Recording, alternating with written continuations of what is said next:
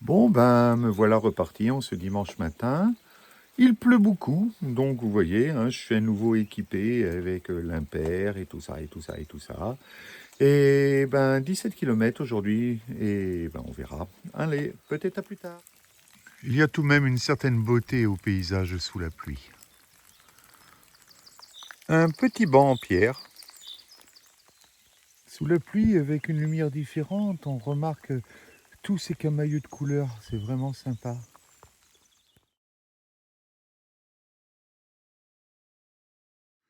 Le matin, il y a toujours une montée qui est là pour vous tuer les jambes pour le reste de la journée. Et ben, ce matin, c'était celle-ci.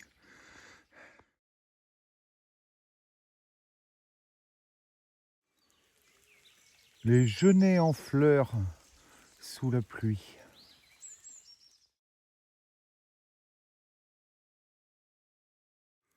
L'avantage de ce chemin, quand il pleut, c'est que c'est moelleux.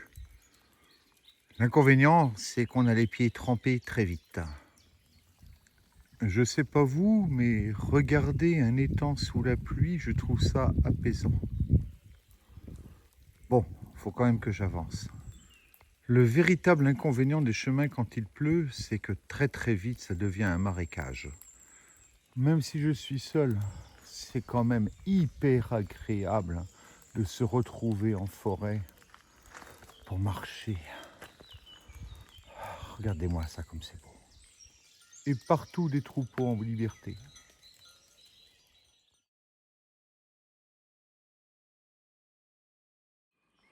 Sur le bord du chemin, vous avez plein de petites fresques comme ça avec un petit banc sur le côté.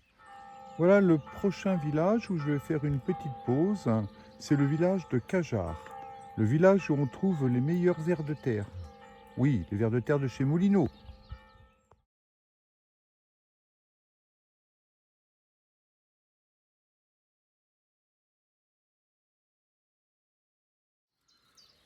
Vous voyez ce chemin? C'est des chemins qui ont été pavés au Moyen-Âge.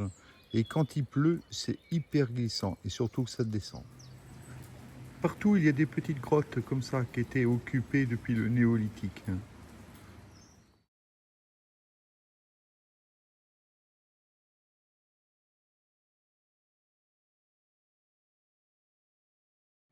Et voici la célèbre tour Eiffel de Cajar.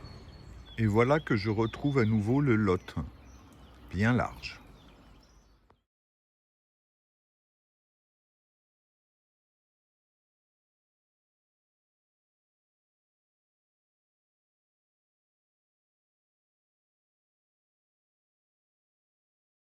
Le village de Cajar qui s'éloigne. Le village de Gaillac et l'entrée du domaine.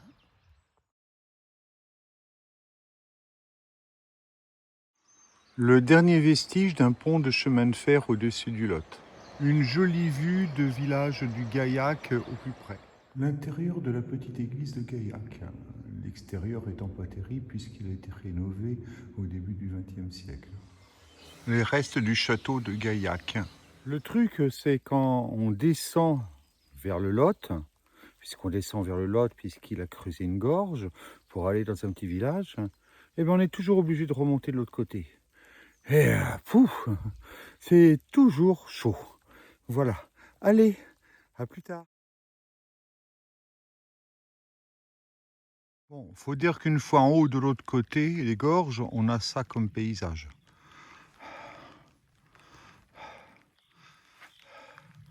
Avec dans le bas le petit village que j'ai quitté tout à l'heure. Petite phrase sympathique que je viens de lire. Chacun de nous a une montagne à gravir. Un pas de plus aujourd'hui, c'est un pas de moins demain. Ce genre de petit abri s'appelle ça ici une caillelle. J'ai des admiratrices. C'est vraiment la forêt à perte de vue. Un endroit où ne pas se perdre. Rassurant, je ne suis pas perdu. Je pense que c'est mon village étape pour ce soir. Un autre ancien lavoir.